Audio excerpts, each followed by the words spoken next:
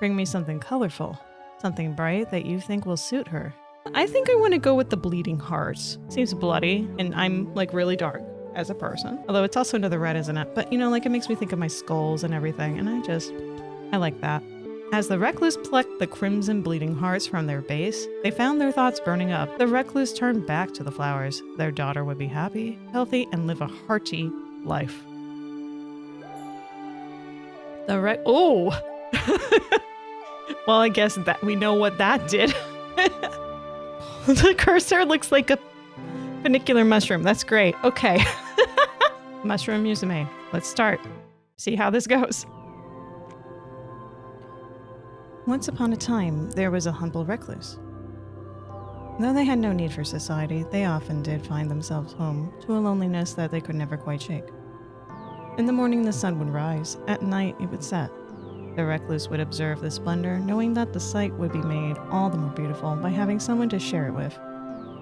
It wasn't that they desired a relationship. Perhaps it was a flame that had burned them one too many times. Or perhaps they were simply disinterested. No, a child, that's what they wanted. Someone to take care of, to teach. Unfortunately, it was a longing that could not be found. Not in these woods alone. I can't relate to any of this so far, but cool. However, we are never quite as alone as we think, are we? One day, a witch appeared, as if drawn by the intensity of the recluse's desire. The lumber that the recluse had spent the morning gathering slipped through their hands as they spotted her, the witch of the woods. She began to speak. You desire a child, yes? For some, these are quite easy to come by, but not you, it would seem. Let us make a deal then. All right, Wayne Brady, let's do this. If you do 3 simple chores for me, I will present you with a daughter of your very own. The recluse, caught up in a moment of naivety, quickly agreed. The witch, knowing that the recluse was destined to accept, simply nodded and began to deliver the first of these so-called chores without hesitation. Well, we get a task list. Look at that. Check, check, check. Rough struggles to be achieved without presence. Offer me that which embodies the emotion you would provide for your daughter. The recluse pondered for a moment, thinking of what they had to offer. A deteriorating book of poetry, a stone lawn ornament, a tear-stained portrait. So we're supposed to pick something that helps embody our soon-to-be daughter. The tearing book of poetry seems the best option, or stone lawn ornament. Do we want her to just be very fortified? How about very emotional? Or just crumbling and just very, very, yes, deteriorating book of poetry. Because deterioration and art, yes. Almost shamefully, the recluse located an old book of poetry from when they were young and going through a phase. The prose wasn't good by any standard, but it would nevertheless serve as an excellent expression of angst and youthful rebellion for their daughter. Returning to the witch, the recluse held out their offering. I suppose all growth comes at a cost, no? Feeling a tender hollowness, the recluse declined to answer. That's what I chose to do too? Yeah, I'm glad we're on the same page here. We're both recluses together. Hey, the Recluse Club. Yeah, I'm sure that's a thing. Yeah. The second day, the recluse slept more soundly that night than they had in ages. Having a purpose again soothed them, even if they had found themselves caught up with a witch. They elected not to think about that, though. Instead, when the morning came, they simply did what they had to do, which is to say they got up and went to meet with the witch. Upon watching the recluse's approach, a sardonic smile lit the witch's face. You completed your first task admirably. 2 more, and I can finally give you what you want. She paused for only a moment before delivering her next message of import. It is important for a young person to be well grounded in this world, I hear. Bring me a jar of soil to help with this process. Keep in mind that not all dirt is the same. Consider the source carefully. Oh, we gotta get dirty. Soil. That did sound somewhat magical, the recluse supposed. Left with this vague prompt, they considered their options. The witch's own front yard. No, that is bad news bears there. The most picturesque section of forest you have ever set your eyes upon. They were trying to make her look really beautiful, I suppose. Your favorite foraging nook. Ooh, well, it's got to be a favorite for a reason, right? Yeah, let's do that. The nook was just on the outskirts of the forest, but conveniently hidden from curious villagers. When in need, this spot had never let the recluse down. This time was no different, as dirt was there in abundance. Arriving back to their meeting place, the recluse was excited to share their selection with the witch. So that's what you picked, eh? Very well. It shall do. Feeling the need to scrub their skin, the recluse retired to their hut to cleanse themselves. The third day. With 2 assignments complete, the recluse could feel their excitement grow. If this witch was being honest, and for some reason they felt that she was, then that meant that this could be the last night they spent without a child. I hope so, at least. That's all they could do. Gotta hope for something. Barely remembering to get dressed, the recluse dashed to the meeting spot. Again, the witch had been waiting there for them. Welcome back, recluse. Are you prepared? Today's your big day, is it not? The last task is an easy one, or at least I believe so. Bring me something colorful, something bright that you think will suit her. When they were first told of the 3 tasks, the recluse had imagined these things were much more difficult. This seemed so easy as to be a trick, which they suppose only meant that they should take it seriously, as if a mistake could mean death. With death in mind, the recluse needed to decide where to search for color. Well, there's a rainbow and such. I know when I was a kid, my mother, because she's blind, so, well, legally blind, I should say. She can see some, but it's too complicated to go into right now, I say. She would dress us in very bright colors so that it'd be much easier to find me and my siblings, which is really smart. But also as a result, I really like bright colors because that's just what I was acclimated to. So let's see here. A field of flowers, like a whole field? How does that work? You're bringing the witch the field? Playing with the field. Or a stony river. How is that? What? Am I misunderstanding something here? I feel like I'm misunderstanding something here. Perhaps the stony river is just like, have some color. Yeah, have some bright color for the river. Or field of flowers. Flowers come in quite a variety of colors. So that could be anything. When I think of a field of flowers, I always think of, what was it, the movie Big Fish? With the giant sunflowers. That's really cool. Just give her the deeds to the land. Yes. Absolutely. That's a good call right there, Cena Thanks. Well, flowers also bring allergies and bugs. And river can quench a thirst, which I'm always thirsty. And blue is also just a really good color in general. Not the best color, though. Alright, I'm not really set on either one, though I do tend to like flowers, so you know what? Let's go with flowers. Maybe we'll get some bees, too. I don't know. If someone wanted color, where else would there even to consider? The recluse decided to make their way to a particularly idyllic field of flowers. The field was filled with an overwhelming amount of choice. Before long, the recluse narrowed the options down to a few. Oh, okay, so there's a subsect here. I gotcha, okay. Well, if I had realized that, maybe I would have made a different decision, like, oh, we could pick a fish? Fish from the river? Oh, that's so cool. Like, we got a big scaly one with, like, giant teeth and, like, an orange eye just sticking out, like it's just waiting for a push to come out. Something, that's colorful. But, we'll deal with the flower stuff here. Forget-me-nots, lighthearted blue flowers. Lighthearted, definitely more lighthearted than the scenario I just thought of. Milkweed, the bright orange herald of butterflies. Bleeding heart, sanguine, and symbolic drops. That's fun color. Foxglove, purple bell, like blooms. They are or they aren't blooms. Cardinal flowers, a prideful red bloom. No, not that. I'm not a fan of red. I don't really like red that much, personally. Foxglove, purple bell, like blooms. I do like purple. I like bell, like shapes, So I guess mushrooms are bell shapes. Anyway, sanguine, milkweed, the bell, bright orange, herald of butterflies. or stuff. Orange, no. I think I want to go with the bleeding hearts. Seems bloody, and I'm like really dark as a person. Although it's also another red, isn't it? But you know, like it makes me think of my skulls and everything, and I like that. So I'm gonna go with that. My second choice would have been the bell, though.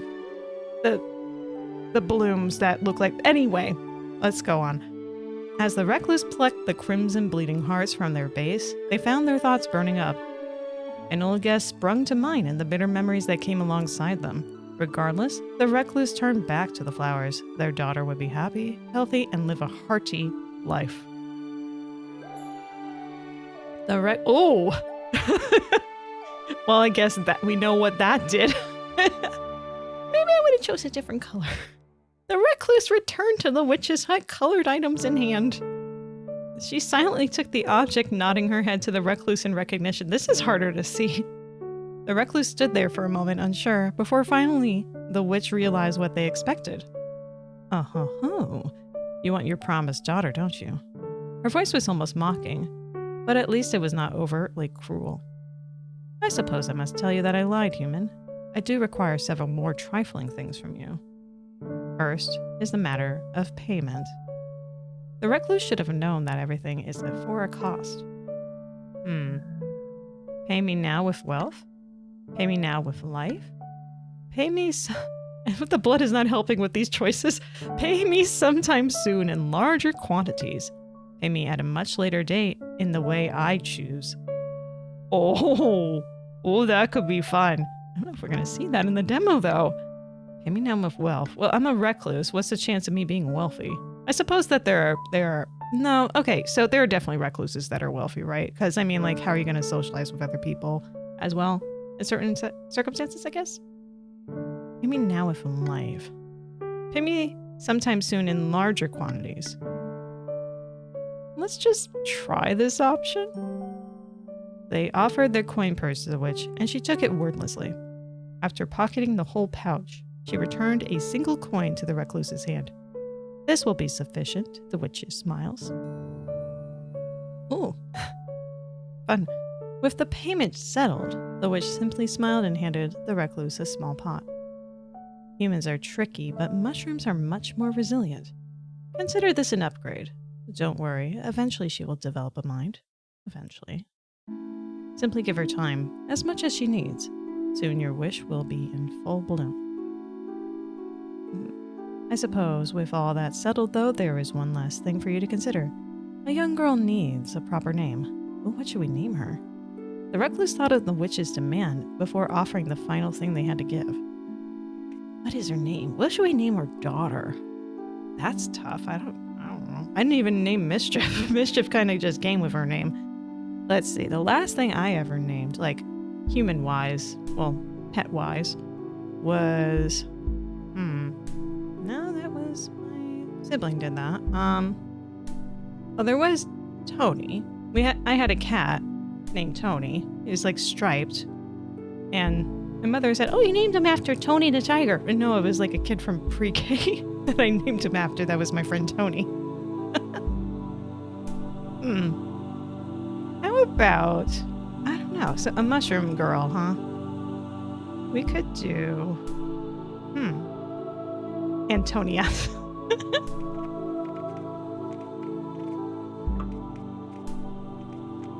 Antonia. I don't know if that's a real name, but we can just pretend it is, right? Yeah, let's do that. Then she walked away, only fate knowing if the two should ever meet again. Chapter 2. Cultivation. Oh, it's springtime. Though the recluse was unsure of the specifics, they did realize that it was important to heed her instructions. Care for the pot and the dirt and everything that lay within. So the recluse geared up, as any parent should, and assessed the things they needed to raise a child. Finances, in case the nearby village had goods or services that I could not provide. Nutrients for the child to help it grow strong. They would need plenty as it would be depleted on a daily basis. And finally, the recluse's own stamina could not be ignored. One cannot burn the candle from both ends indefinitely. Thus began the longest growing season of the recluse's life. Oh, a sad little mushroom right over here. She's so lonely. Can't tell if those are supposed to be spider webs or cracks, but either way, it's just slowly. The two mushrooms touching each other. It's like nature intended. A flock of hungry birds. Oh, you probably can't see those stats. Hang on. That's going to cover there. Here. How about... Whoop, whoop, whoop, whoop. I think that's suitable. And if it doesn't suit well, we'll fix it again. So, look, we got nutrients at 8, finances at 1, and stamina at 8, I suppose. Well, either way. A flock of hungry birds have been harassing both of your crops and your daughter recently. But she's indoors. What are the birds doing indoors? In fact, they become quite the nuisance. Purchase some poison and forcibly evict the foul sky rats. Fetch your bow and hunt the birds. Ignore the birds. I don't know about ignoring them. I mean, if they're becoming a nuisance, we gotta do something about them. You gotta protect your young ones while you still can. So, fetch your bow. You retrieve your bow and are lucky to leave with not 1, but 2 birds from the flock.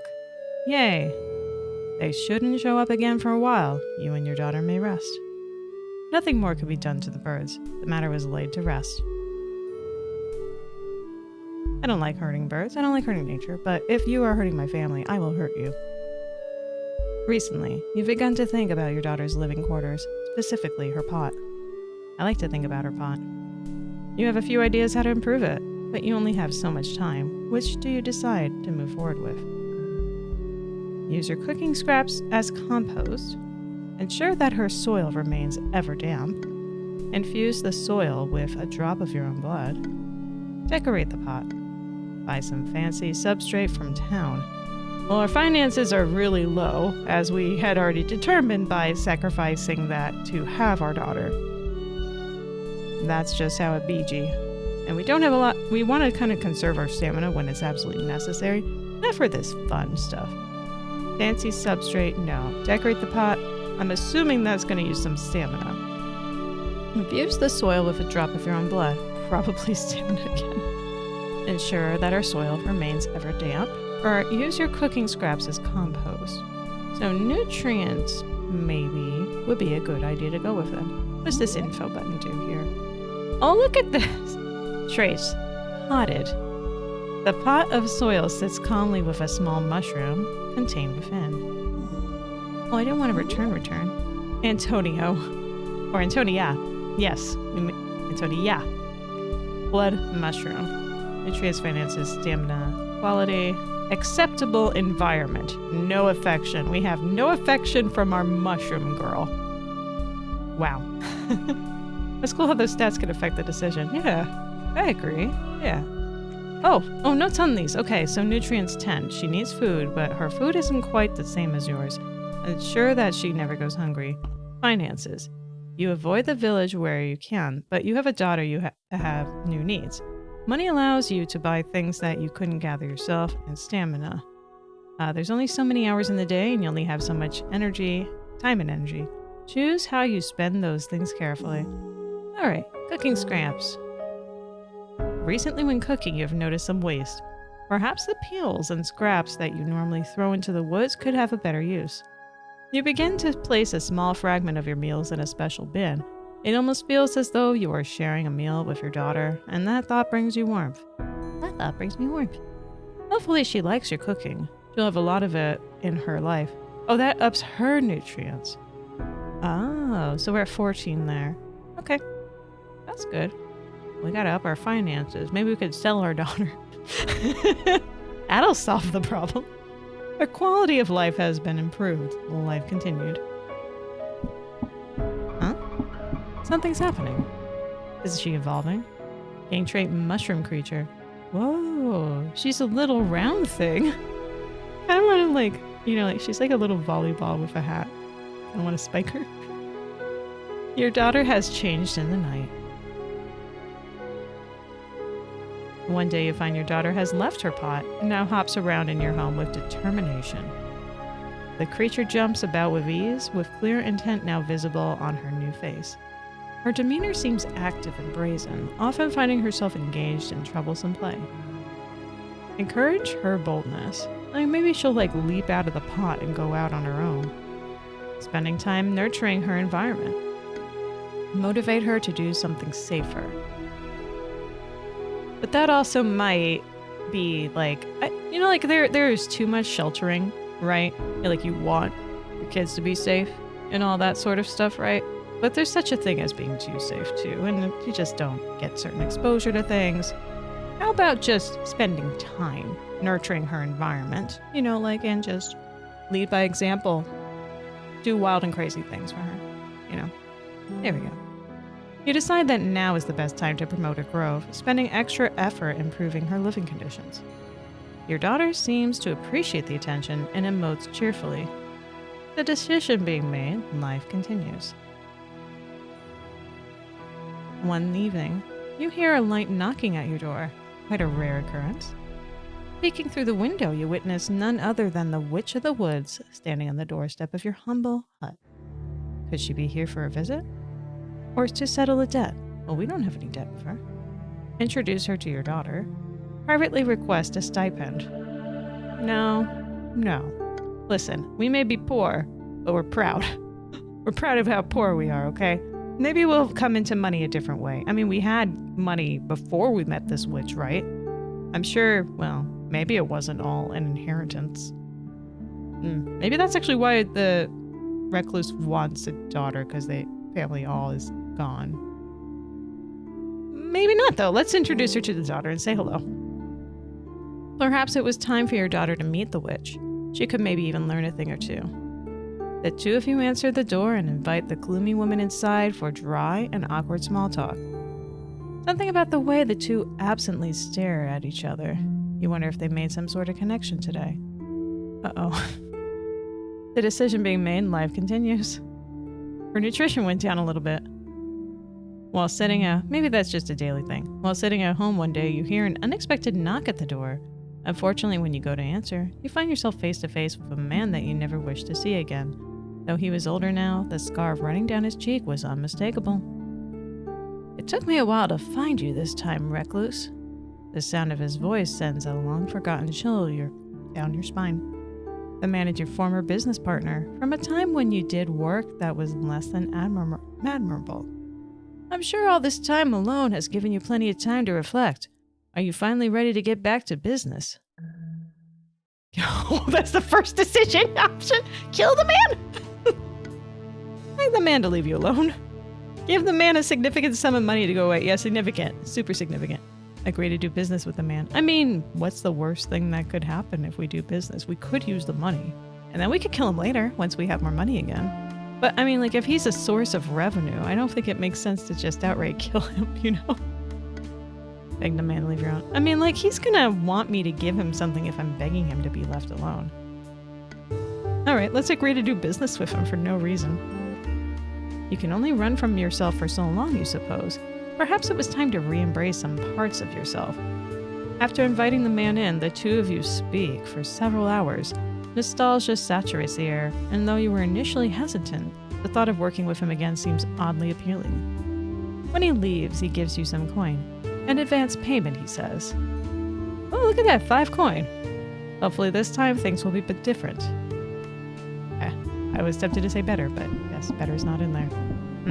Something's happening. Daughter is evolving. Trait, child. Your daughter has changed in the night. One morning, you notice that your daughter is nowhere to be seen. After an hour of searching the nearby area, you find her standing perfectly still in a dense stand of trees. To your surprise, the creature had now taken the form of a young girl. You feel relieved to confirm that the witch hadn't betrayed you. At your approach, she turns and acknowledges you silently before continuing to carefully watch her surroundings. Watch her quietly.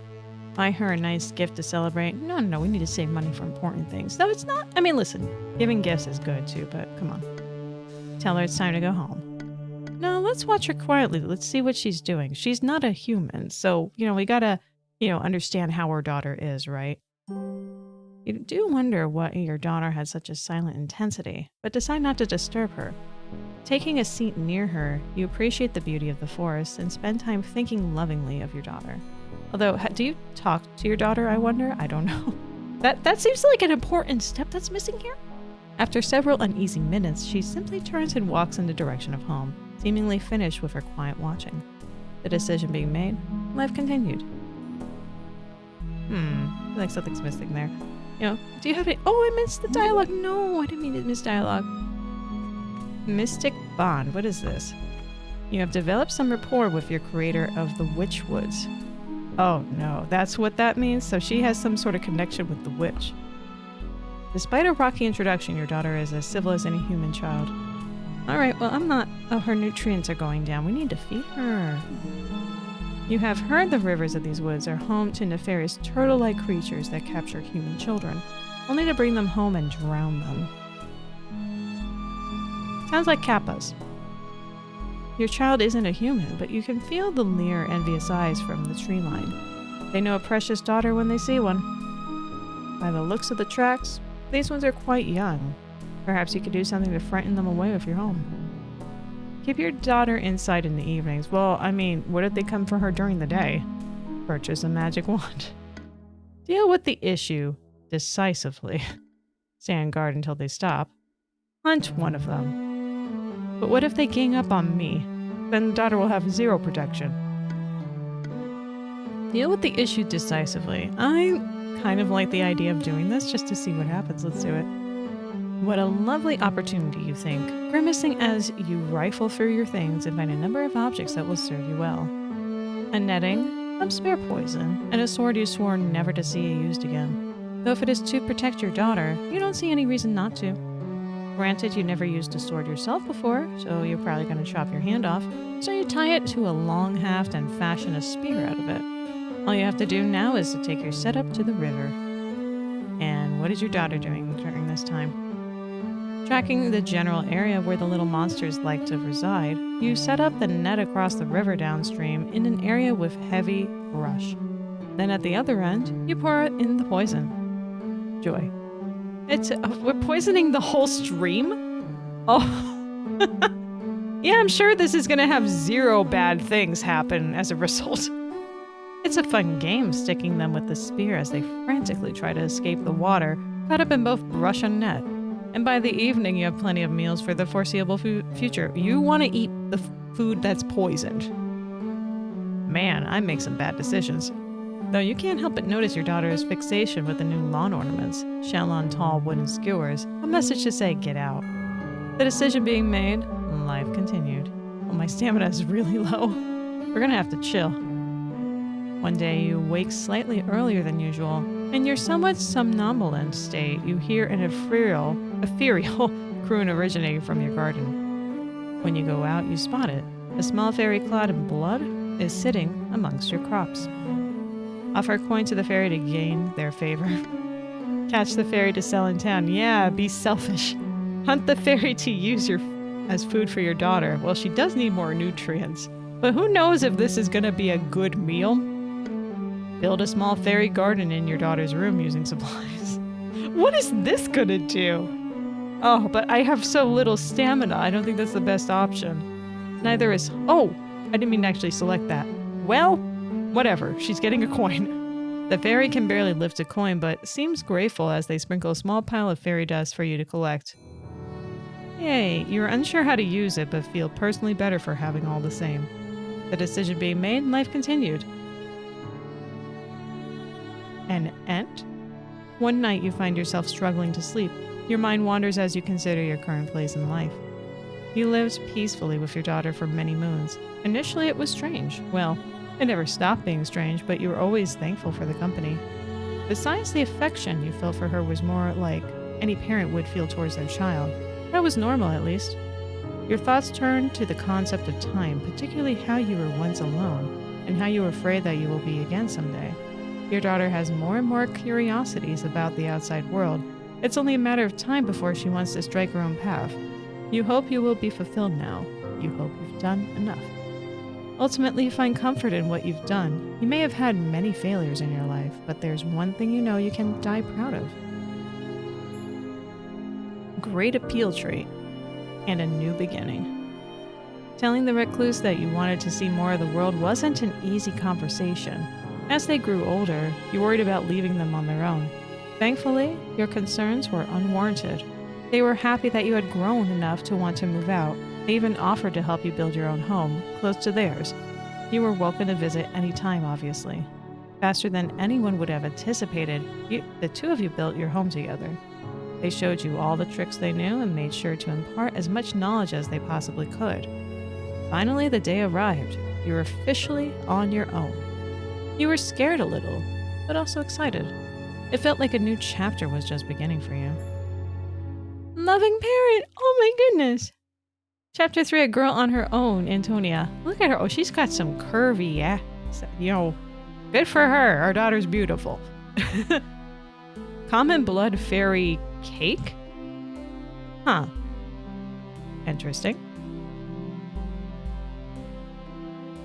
While sitting outside near your garden and taking in the fresh air, you hear a call of a crow. Caw-caw, caw-caw, caw-caw. And another, and another. You looked up to find a rather large group of sleek blackbirds perched in the trees above you. A few are eyeing your garden, while others seem more focused on you. Feed the crow some spare scraps, scare them off, run back inside. What are these traits here? We have dampness, McClunky, robustness, potency, and humanity. Let's check these out. Dampness. Increased by a good soak or by a melancholic moment. This stat indicates how wet and sliming her body is, but also a murkiness of the soul. So we're measuring how slippery she is, essentially. How much close she is to being a slime goddess. Let's see. Emsism. Increased by the right nutrients or by things that nourish the soul. This stat is associated with how generally healthy she is, and yet it could also be a persistent optimism. Robustness. Increased by the ideal growing conditions or by a loving presence. This stat is associated with her physical strength, but could also be a strength of character. Potency. Increased by a titillating meal or by titillating danger. This stat is tied to the strength of her mushroom type or her ability to perform in stressful situations. So she's got a lot of that. She's very resilient. That's good. We want that. Humanity. Also want that. Well, I mean, she's a human mushroom. She's a mushman. Yeah. Increased by a thorough socialization or by doing the right thing. This stat is how good of a person she is, literally and metaphorically.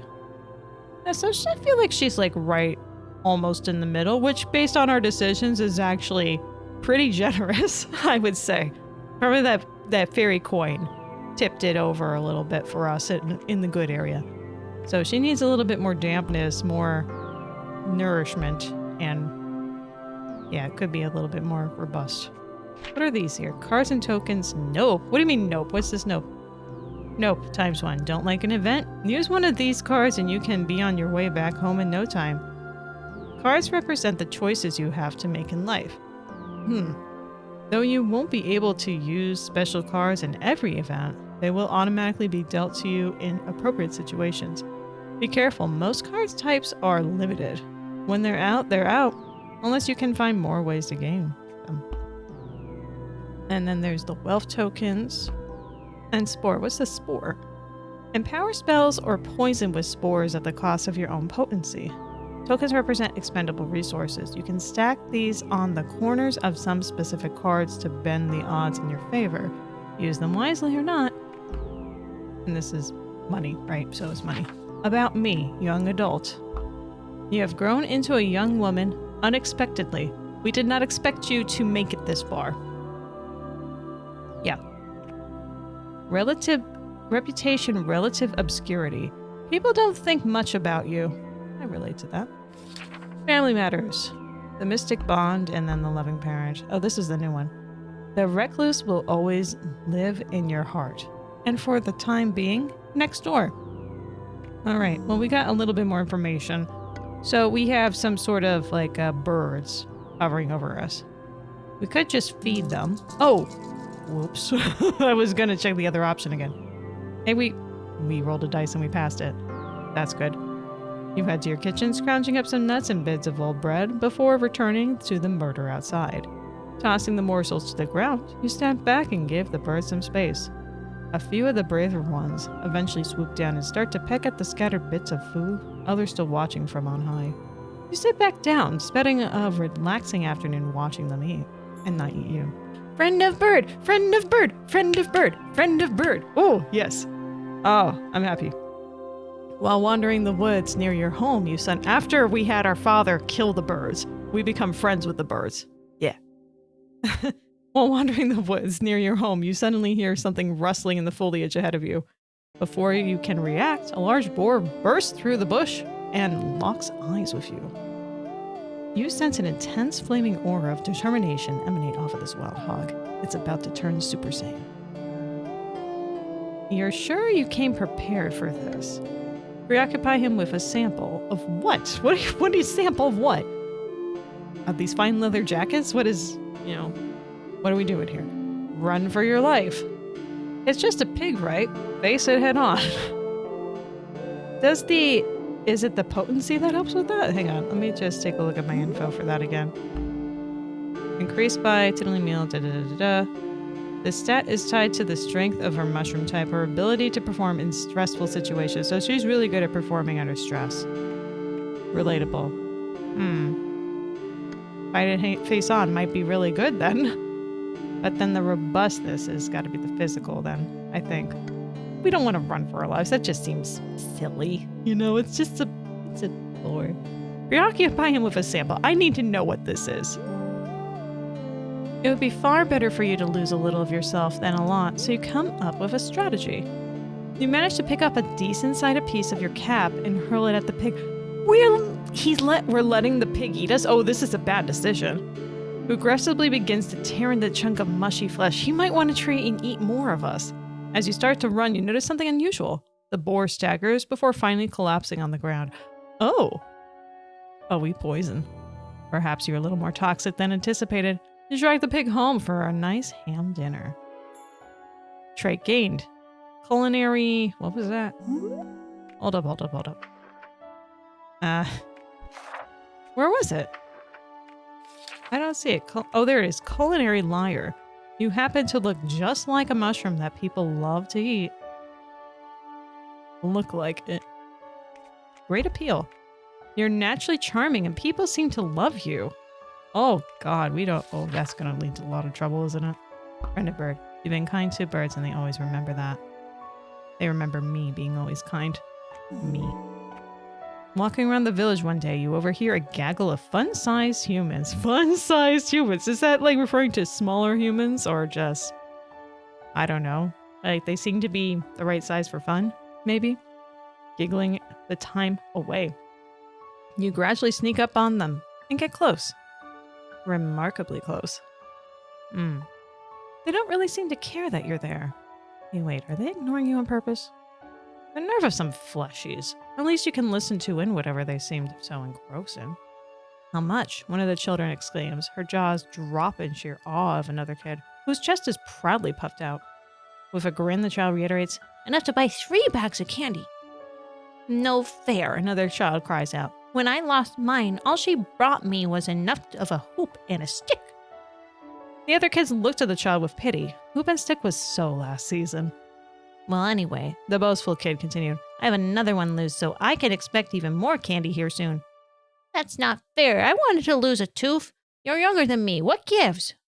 It's probably because of all that candy, one of the kids said, getting met with only a shrug from the proud child as he snacked on his treats. Whatever. I'm going to go home and pull my tooth out myself. And when you see me next, I'll have 4 bags of candy. The girl stormed off, determined to come into some coin of her own. Which is odd when you think about it. Do these kids get money for their teeth? Do they sell their other parts? You wonder briefly about the value of a kidney when you hear... I love this kid. When you hear one of the gremlins shout, be sure to put it under your pillow. Aha, you realize there's a caveat. One must need a tooth and then store it under their pillow, and then... Money? Last time you checked, what you considered your teeth grow back after some time. This could prove to be a lucrative venture. Yeah, you could give it a shot. We'll see how that works in this universe. At length, you arrive home and find yourself less certain about this than you were in the village. It's not like the fun-sized humans are known for their honesty. You pause a moment and think. One tooth won't kill you. Go for it. Decide against it.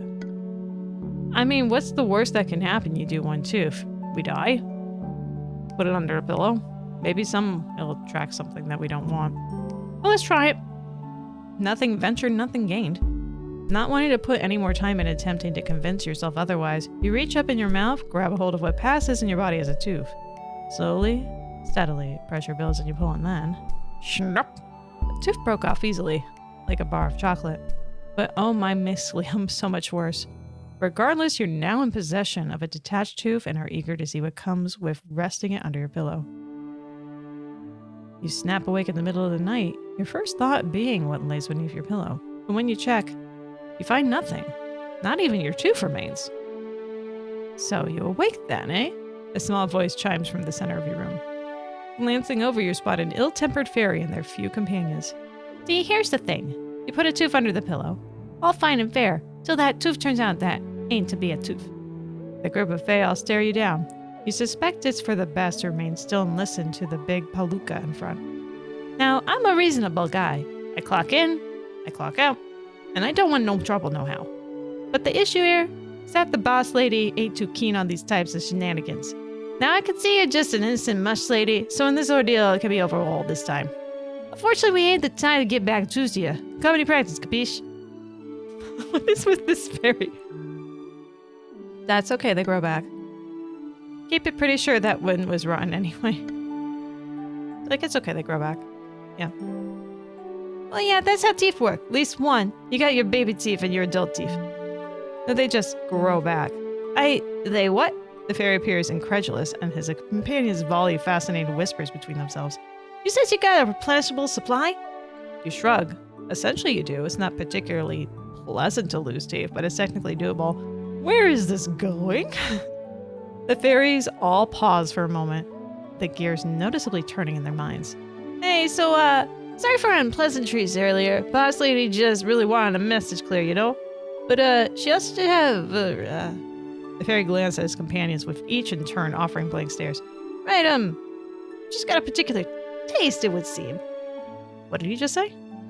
You know, shaved over some food is like, nice mushroom powder. You know, you get some seemingly infinite supply, The fairy begins fidgeting on his person, and his companions all seem suddenly much more intrigued by your abilities. Here, take this. The fairy pulls an adorably small business card from his pocket, handing it over. You look it over. There are words on the front, and on the back it seems. Ooh, fancy. Is that a number? You're pretty sure that's a number. Though if it is, it's really long. Wow. The fairy in charge catches your confusion, and upon realizing the situation, procures a different card. This one simply has a crude picture of someone kicking multiple mushrooms arranged in a circle. I'm sorry, kicking? What? Someone kicking multiple mushrooms arranged in a circle. Give us a ring sometime, yeah? The man fairy says, or the maid fairy. Looking back at the artwork, you can't help but feel like it's a hate crime. Yeah, that could be like your cousin, you know? But upon looking back up, you realize the fairies have vanished without a trace. Only the lingering smell of bad aftershade and latent face stink remains. Unsatisfied with a lack of reward under your pillow, and annoyed by the usual fairy shenanigans, you attempt to go back to sleep. Maybe you'll check out the Tooth Fairy's deal someday. Until then, however, it's the middle of the night and sleep beckons. Fae business card trade. You feel a crisp breeze. The heat is relenting. Trees are changing in color. Fall has arrived. While aimlessly wandering one day, you decide that the best use of your time would be doing some scouting. It's always useful to expand your mental map of the area. The country near your home is lush with many diverse landscapes to be found. You decide to head to the north toward a particularly damp, dense forest that's home to a variety of useful plants. As a child, this is where you knew to get medicine plants from, but there was danger there as well. You step into the forest, feeling a humid breeze on your fungal cheek. There's an omnipresent buzz of insects pervading the air. This section of forest feels much different than where you live. and you find that it's hard to feel at peace. Despite this, the flora and fauna is resplendent. You find yourself looking from plant to plant. Finally, you see something quite interesting. What is it? A beautiful large pink flower stands tall in a nearby clearing. The petals are twisted, forming a large sparkling bud that is larger than your head. The single flower is the distinction of the plant, but you observe that its stalk is robust and strangely segmented. It feels a bit like a monolith. For a moment, you simply stand and stare at it. Something about this strange plant leaves you with a feeling of awe. I mean, it does kind of have almost a spiral in there, but it kind of looks like it has a rose in there too at the same time. You suspect that you may be able to sell this flower in the market for quite a pretty penny. Perhaps keep its splendor for yourself. No, let's leave it alone. I don't want to chance anything. We got other business doing, right? It's meant for other people to enjoy. We don't want to kill it. As you contemplate this flower, you realize that you have never seen one quite like it. It felt wrong to kill something like that, even if it was only a plant. Some people would claim that you are only a plant. After all, botanicals must stick together. You continue exploring for a while. When you tire, you walk home with the comfort of knowing that you are, if nothing else, a light to fellow plants. Absolutely. An eerie fog covers the roads throughout the town as you take a late-night walk. Someone approaches you from behind. This is Bad News Bears. Their face obscured by a hood. You're the girl with the natural toxins, right? If you give me some, you'll be compensated well. Deny the request and go tell a town guard. Accept the payment and give the man some of your toxic flesh. Nasty. Deny the request and quickly go home. We don't know this person. We don't know what they want to do with this. You know? They could very well be. We could be an accessory to a crime right here. You know? Yeah, this dude wants to kill someone. No thanks. Oh, what? We gotta roll for it? 6? We passed. Alright. You tell the figure no and quickly walk away.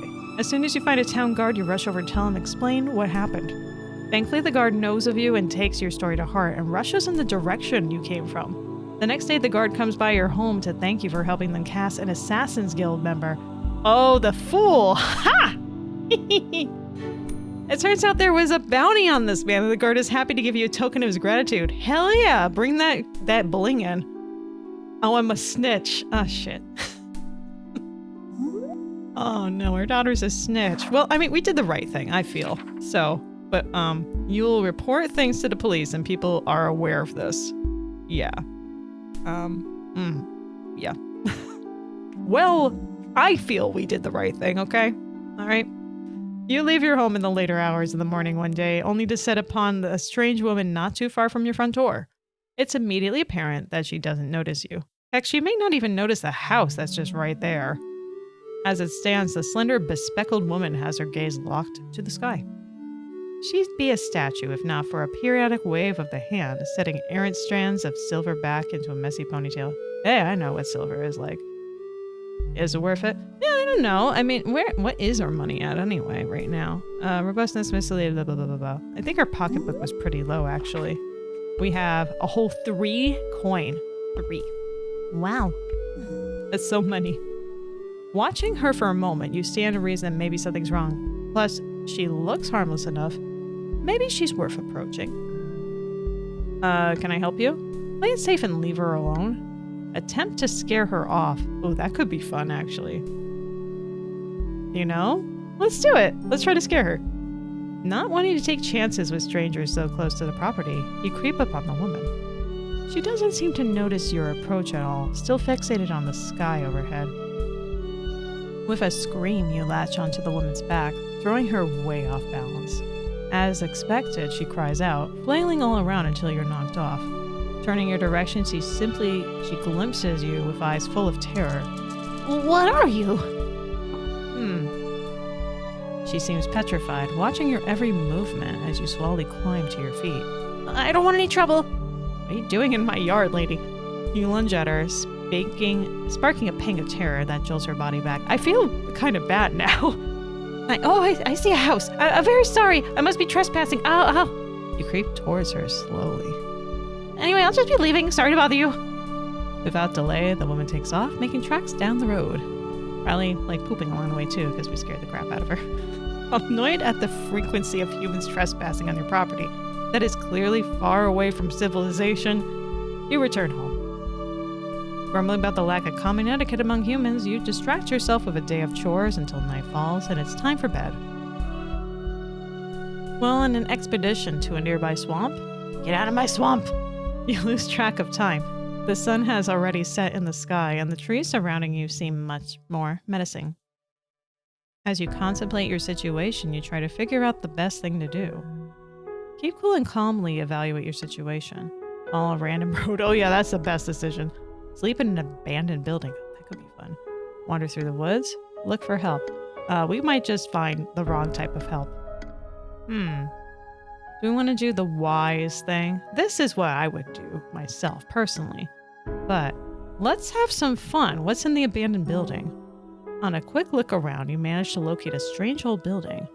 It's ornate but dilapidated. You also discover that there is nothing preventing a young mushroom from entering. You know, mushrooms do like to cultivate in abandoned properties, so maybe this will be a good thing to do. Inside the building is quiet and dark. Feeling around, you finally find an area that seems suitable to sleep on. Though you have some reservations about sleeping somewhere like this, inevitably, your tiredness wins. The morning light hits your eye and causes you to stir. This calm awakening is soured, however, upon noticing an audience amassed around you. A full audience. Oh no, what is happening? In the sunlight, you recognize this building for what it is. A church. We fell asleep in a church? Oh. The congregants have filled the pews, sitting silently as they observe you. Gained trait worshipped. Okay. When you rise, they fill the building with applause, but you quickly rush out, unsure of what you've gotten yourself into. A chilling breeze greets you one morning, heralding an approach of winter. With the end of the year approaching, you find yourself considering your aspirations. You want to accomplish something significant, you decide. Something you remember. Take on a dangerous quest. Attend a charming evening at the gala. Ooh, that could be fun. Pursue a great aspiration. Decide not to pursue anything. No. We gotta do something. Yeah, we gotta do something. Pursue a great aspiration or gala. Well, I want to know what our mushroom daughter considers to be a great aspiration. Let's figure that out. There's something you wanted to accomplish, actually. You need some great achievement to end the year on a high point.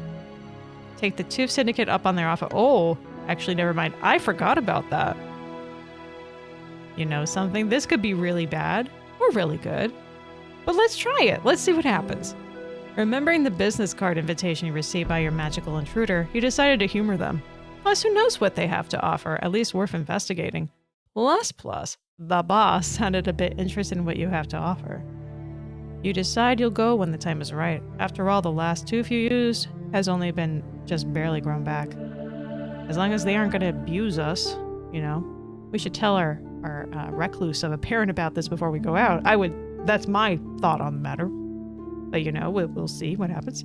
While out running errands, you find that the town is much more active than usual. Though some chance encounter, you get the impression that a sort of traveling festival has been set up outside of town. Looking around, you do happen to spot a few people in very vibrant clothes. Out of curiosity, you follow them toward a gathering of colorful tents. As you stand there gawking, you get the feeling that you've wandered into the entertainer's living area, rather than finding your way to the show itself. There are people practicing a routine, people tossing colored rods back and forth, a man sharpening knives stay away from him, as well as a large number of other eccentric activities. Approach the colorfully colored couple, rehearsing lines. Say that 10 times fast. I will not. But you say it, for my entertainment. Get a closer look at the jugglers. Ask a particularly muscular human for training tips. Ask the man about his knives. No. Never. Colorfully clothed couple. The juggler. Let's ask about training tips, sure. Some tips from an expert never hurts. Oh, we failed, whatever it was. So you make your way to greet the person working out. After exchanging a quick set of greetings, you ask if you could join them in their workout. They agree, but caution you have the weights are heavier than they look. Thankfully, they have some advice to offer you on how to work safely. You listen to their tips, but when you try it out for yourself, you feel your mushroom flesh tear a little. Looking a little freaked out as though they are out of their depth, the muscular entertainer simply scratches their head and tells you to walk it off. You do just that as you walk home painfully. Ugh, you'll never work out again.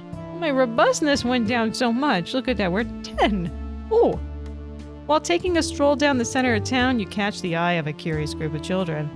One of them lifts a finger and points at you and shouts, Look, a big mushy. That's pretty rude by all means. What do you want to do about this? Poison him? Ignore the child and just keep walking? Go over and see if they like to play. Well, you know what? It is rude, but maybe they don't actually mean anything bad. Offer the brat some homemade dried mushroom treats. How rude. Point and shout back right at them. Go over and see if they want to play. Sure, why not? You know, like, we want a little bit more humanity, you know.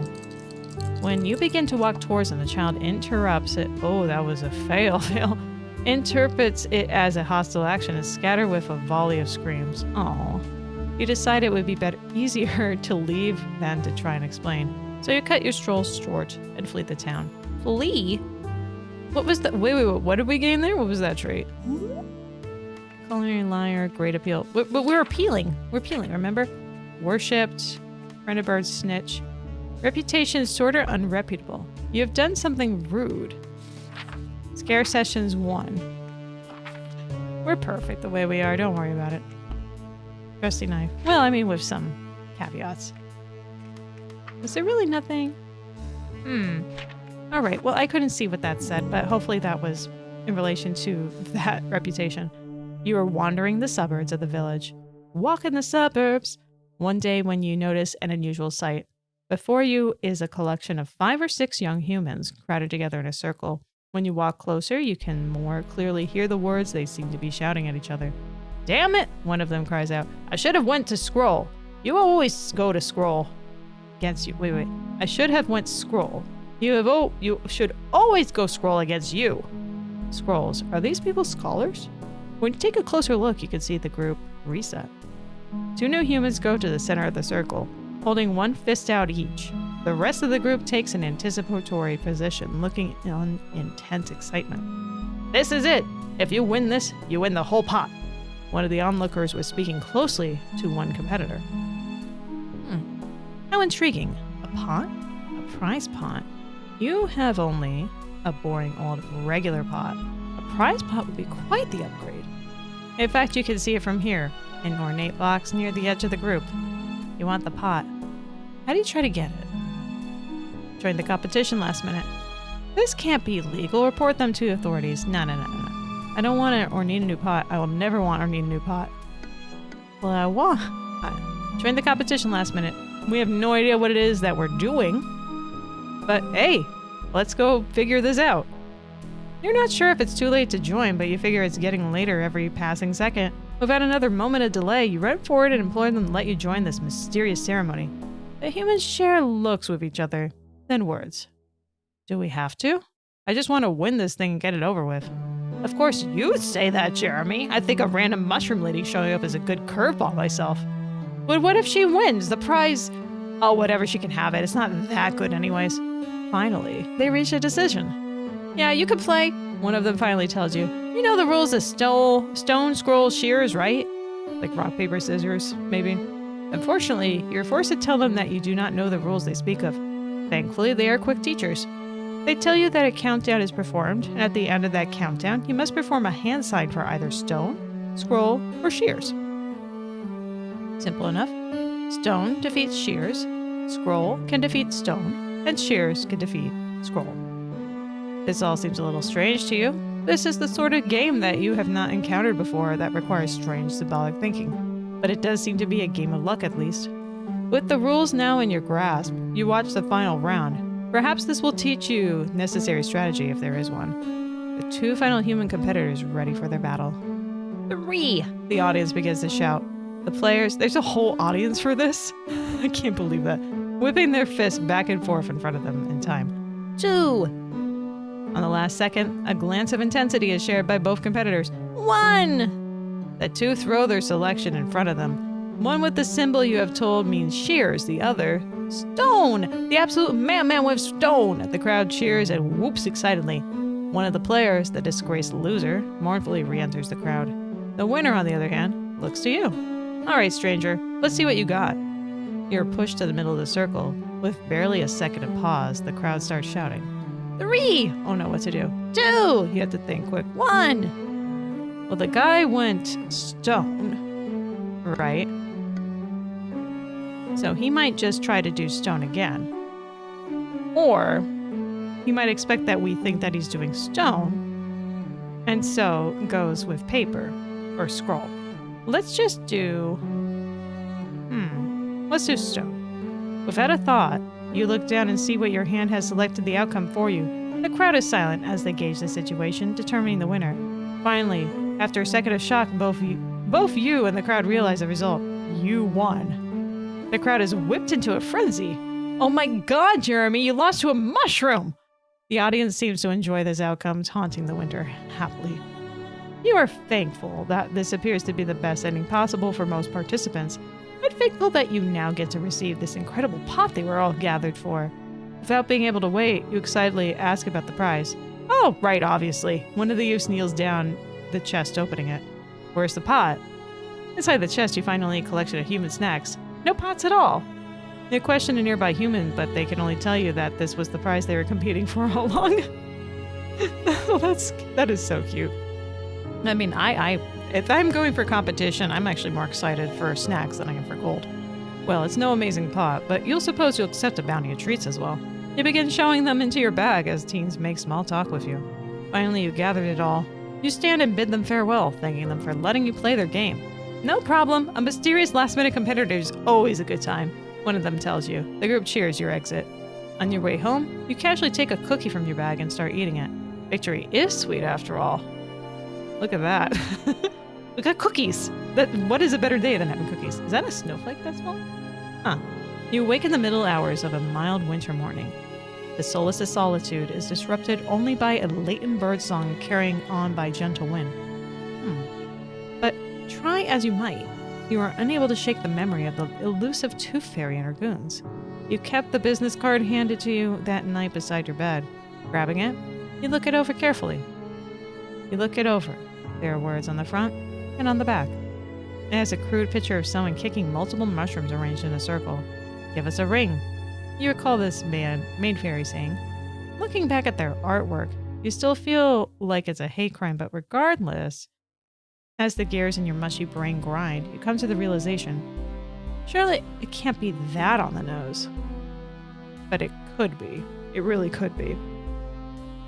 Walking outside, it doesn't take long before you set upon a small patch of mushrooms arranged in a circle. From what you've heard, these patches are quite popular among fae folk.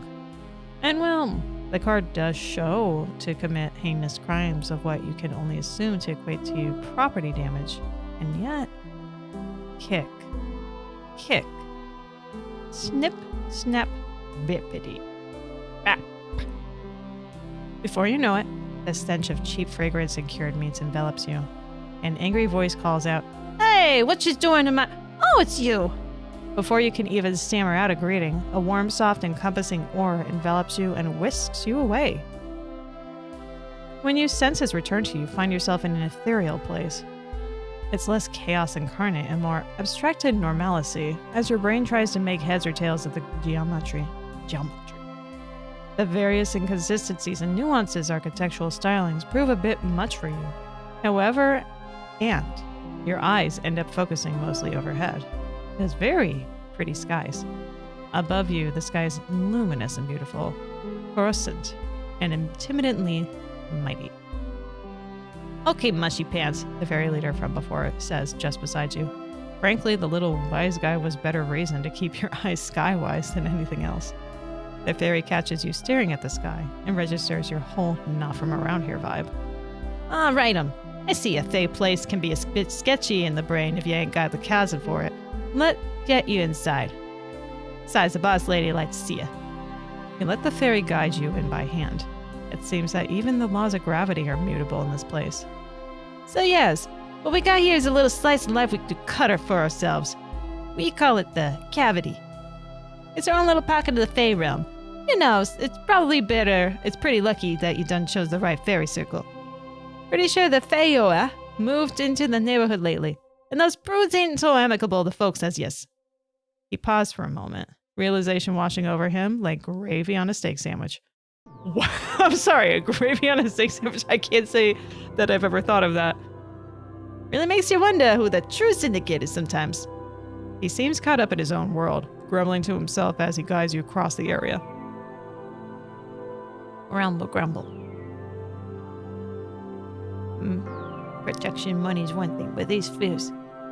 What the heck is he? What is he mumbling about? These are my grapes anyway, and I should get to choose it. Like, just picturing like these small fairies like having to deal with people like running in on their territory and having to pay fees for protection and such. Like it's like a mafia thing. Meanwhile, the property prices, oh, griff. Suddenly the muttering stop, and you can feel the tension in the fairy relax. Oh, he's here now. Come in and step inside. It's a lot prettier here. You open your eyes, shocked to find yourself in a beautiful mansion. Sure, we can call that beautiful. Sure. Like the stylings? Take it from the architectural taste of an old friend of the boss. Bit ostentatious, as you asked me. Who doesn't love the good curve and case of stairs? Anyways, I guess to let the boss know you're here. Feel free to peruse and such. The boss extends our hospitality. As the fairy leaves, you're left to your own devices. With some time to kill, you decide to look around a residence. Explore the kitchen area. Oh, I don't know if I want to do that. Explore the library. Explore the back office. Explore the research office. No, I feel like that sounds like the most dangerous part of all. Smoosh with the fairy at the front desk. We could get to know the people. Or it's either, I'm thinking that or the library, because knowledge is power here. Because I'm starting to think that possibly we're going to get trapped here, which is wonderful. So maybe knowing some things to work out is a good idea. I don't know. Will we have time to talk to this fairy later? Probably not. Let's go with that. Not wanting to go too far, you decide to stop by the front desk, which as it turns out doubles as the fairy resources desk. It seems the sassy fairy in the wingtip glasses is in charge of settling any and all internal disputes. You can't help but notice the look of abject boredom on her expression. Oh, she's probably going to want to talk to someone then. If ever there was someone to schmooze, it's the HR department. Compliment her attire. I don't know what she's wearing, but I mean, we'll probably find something she's wearing. That's cool. Begrudge the incompetent employees. No! Spread some juicy gossip. What would we say? We don't know anything. We cause trouble. You know? Yeah. Let's cause some trouble. Leaning over the table slightly, you let a grave air follow yourself into the fairy's gaze. Intrigued, she peers up over her glasses expectantly. You tell her about juicy gossip love triangle between a number of, it's a pass, number of the high-ranking fairies in the company. According to your sources, the three who woke you up in the middle of the night way back when were canoodling. Scandalous. The fairy seems fascinated by this information. Before you know it, the two of you have a rapport built. Satisfied, you return to the main part of your foyer. Still waiting on the fairy, there's time left to explore. All right, let's go to the library. I'm socialed out. Library. Walking into the library besides the foyer, you are immediately overcome with the smell of old books. There's even a magnificent mirror spanning the side wall, offering the illusion of a greater space. The room's quite nice, all things considered. Though glancing around, you can't help notice a mezzanine high above that doesn't lead anywhere. It is by all means inaccessible. Who would do that? Someone that is hiding something. Alright, little tricksters with power flight, of course. Remarkably, it's silent in the library despite the odd fairy or two fluttering about. Looking to kill time, you decide to grab a book off the shelf. That seems like something I would do. Gaze at your beauty within the mirror. Petition nearby fae for help grabbing a book. Oh, come on, let's not bother them. They're in the library. It's It's quiet. You know, gaze at your beauty within the mirror.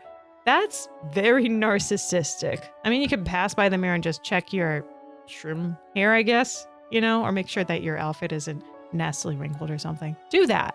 But don't stare at yourself in the mirror. You're not in the bathroom, you're in a library. It's weird. Grab a book off the shelf. Without much else to do in the library, you walk up to a shelf and grab the first book you see. And upon opening it, it's illegible.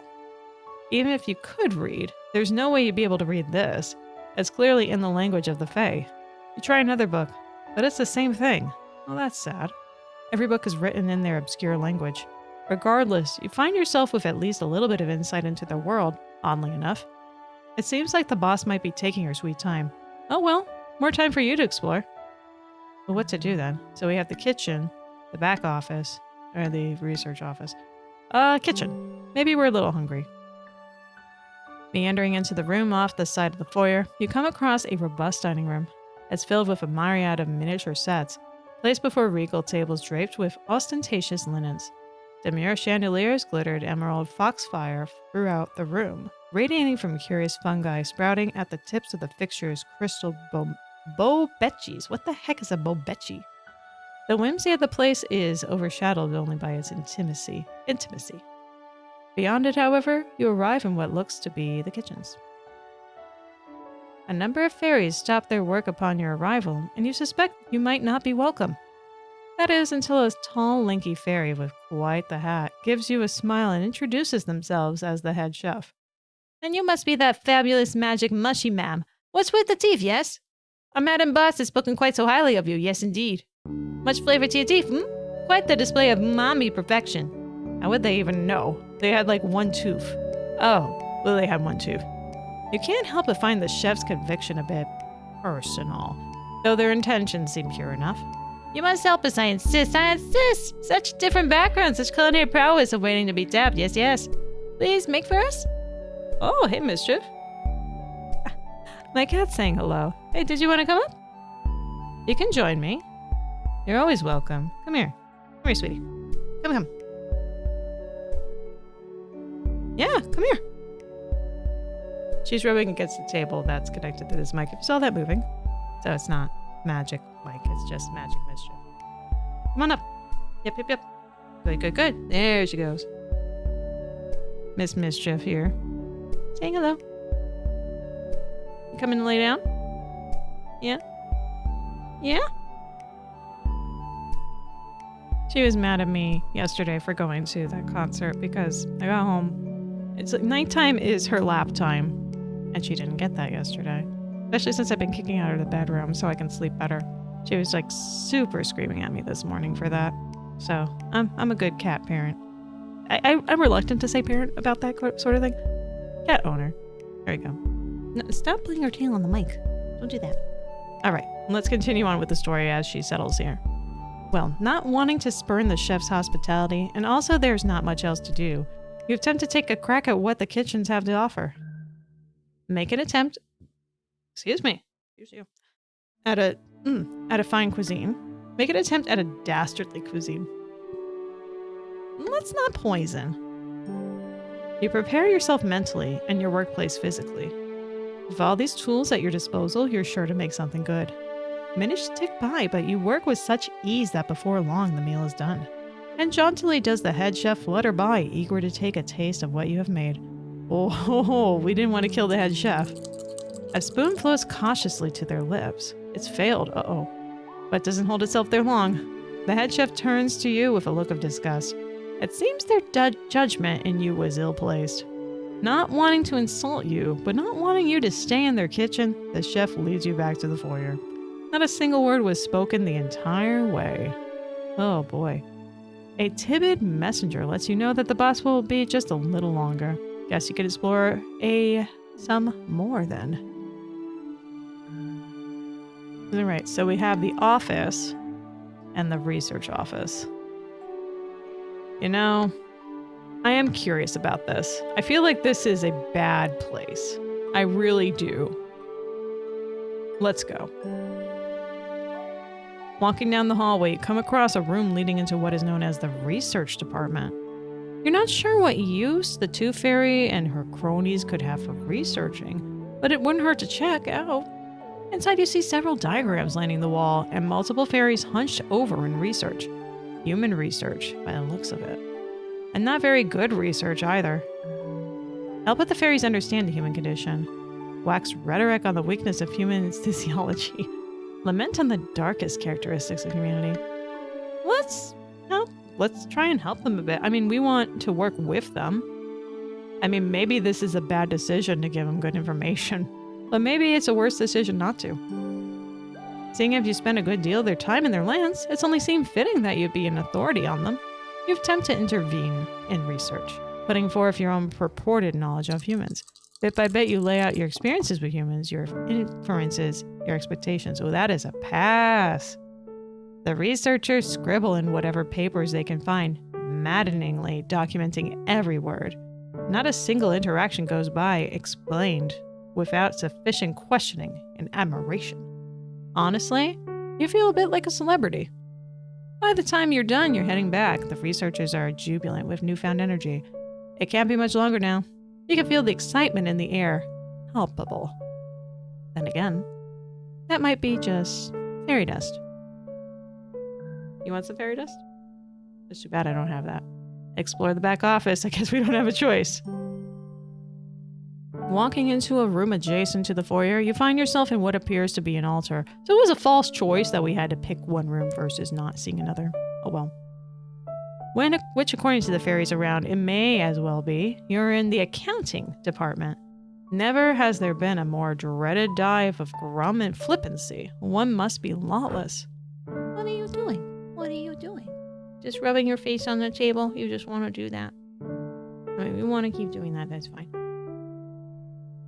At least when they're dealing with such geeks. Check the backroom stock. Cheer up the workers. Encourage the dreadful working conditions. Well, we're not mean. Cheer up the workers. Actually, like, we could just like, hi ho, it's off to work we go. With whips and sticks and walking. Wait, how does that go again? I forget. Well, it's something about whips. I ho, I ho, I ho, I ho. Check the backroom stock. Cheer up the workers. What am I, an entertainer? Let's check the backroom stock. They all seem a bit caught up in their own endeavors. No, don't do that. No. Ow, ow, ow, ow, ow, ow. Ow. So I have a blanket on top of me, sweetie. Stop digging your claws there. Ow. She shifted the blanket just enough so she could claw at my leg through my pants. That's the good girl I have here. They all seem a bit caught up in their own endeavors, transferring ones and zeros about. Though you catch a few tidbits of conversation asking about stock in the back, nobody able to break away from their workstation to go check, so you volunteer. You're met with a few... What part of no don't you understand? We said no. Don't do that. You met with a few quizzical expressions, but the majority seem relieved and point you in the proper direction. Inside the storeroom, you realize there are a ton... Oh, we failed. There's a ton of inventory lining the wall. You try moving some boxes out of the way to others since the room is organized well enough. You just have to... Uh-oh. Leaving the problems for whoever else walks in there next, you return to the accounting department. It's clear that they aren't buying what you're selling. Nevertheless, they thank you for your time and tell you to make sure the door doesn't hit you on the way out. As you wait, the boss's head henchman comes down the stairs. All right, the boss is good to see us. Follow me. Turning around, the fairy travels back up the stairs with you not far behind. Oh, you didn't keep you waiting too long. The boss is a pretty important lady. Real busy sometimes, but hey, you gotta have a look around, eh? Opening a door at the end of the hall, the fairy gestures. Right this way. Beyond the large bedroom, you spot her, the Tooth Fairy, and behind her sunken eyes she sees you, and you feel fear. Every portion of her gargantuan body is amassed in teeth, and even as you enter, you witness the addition of another, shoved into her flesh, grafted onto her very being. From foot to head, she is comprised of thousands of teeth. You have to make yourself known, she says. And you realize her maw is empty, devoid of her own teeth. Your mushy teeth taste so good. They make my own teeth very happy. She licks her lips at the thought. Might I have another? Having found yourself in a position where it's probably best to comply, you break off another tooth and hand it to her. We make good decisions. And without missing a beat, the Tooth Fairy, giddy as can be, begins to grate it across her body. She's grating the tooth across her body like it's like a... Oh boy. Okay. Across the teeth jutting out from her skin, and there is even skin underneath that porcelain shell. For a time, there comes a slight slurping noise. It seems the gratings are being sucked into any and all cavities on the fairy's body. Yes, this is squishy. The tooth fairy shudders, regains her composure. Such delectable morsels. Promise, Chef, so delectable. Tell me, sweetheart, if ever you're in need of some money, put a tooth under your pillow. For something like those, it'll give you ample rewards. It's such a nice joy meeting you. Unfortunately, I'm quite busy. The head henchman escorts you out of the room. You wouldn't have to escort me. And the tooth fairy gives you a heartfelt goodbye. You want to make a comment about how you waited all that time for just a brief interaction, but you write it off as a loss. After dealing with this weird place, all you want is the safety and warmth of your bed. As you grow older, you look back over your life. You think back to the witch who created you and can't help but wonder if everything met her expectations. You wonder if you were the daughter your parent had hoped for. Ending. After all this time? After all this time. My achievements. After all this time, you have grown up. Wow, look at that. Shroom quality is great. Appeal culinary layer. Big spiral here, which I suppose that makes sense based on some decisions. Several spirals here. Oh, wait, yeah, I didn't hit the stuff on there. I loved that we were worshipped. That was fantastic for no reason whatsoever. Alright, so then, is it over? I think it's... Congratulations on finishing your first run of Mushroom Musume. You just discovered one of over 30 endings available in the demo version of the game. We encourage you to experiment a little while growing your next daughter and see how different she can turn out. Be sure to check out the almanac if you want to track your progress. Yeah, what is the almanac here? There is this. There's that. Oh, there's sheet music here. Music boxes. We didn't get a single music box. Wax cylinders. That's interesting. Art. I'm guessing. Overwrite the game color. This is some text. Wait, do we have other options here? Not that I gained, at least. I suppose, like, if we got other ones. Yeah, we got blood. We got the blood. Hi, blood. Oh yeah, that's fun. You know, this is a good game. I think I might play a little bit more of this when it comes out, which is the 20th. So if you like it, well, the demo's on Steam and the game will be available on the 20th. So that's a few weeks away. So there you go. That's Mushroom Musume. We got plenty of this demo. Keep you farming. Yeah, it's good. We're excited to be working on a new system, minigames. Oh, minigames between sessions. Each grown daughter earns you spores, which can be used to purchase mushroom-y gardening supplies. So that's the type of extra content here. Look at how cute that is. Insta-grow. Oh, wow. Spores. Not in a gardening mood, your hard-earned spores can instead be gambled away. Oh, gambling. Yeah, great. That's always good. We'll have double the word count, double the amount of story content, expanded overarching plot, delve into a dungeon. There's dungeons, towns, woods. Cool. Man, this is a long outro. Mention never before seen mushroom girls. A cavalcade of new music, even some unique collectibles that are something. The music was pretty relaxing in this. I like that. It's good for the atmosphere. Click me. Full version. Click me. Click me. Click me. Now we're good. Cool. Well, thank you for Mushroom Musume. We're going to move on to another game now. I hope you like that. I like that. It was pretty entertaining.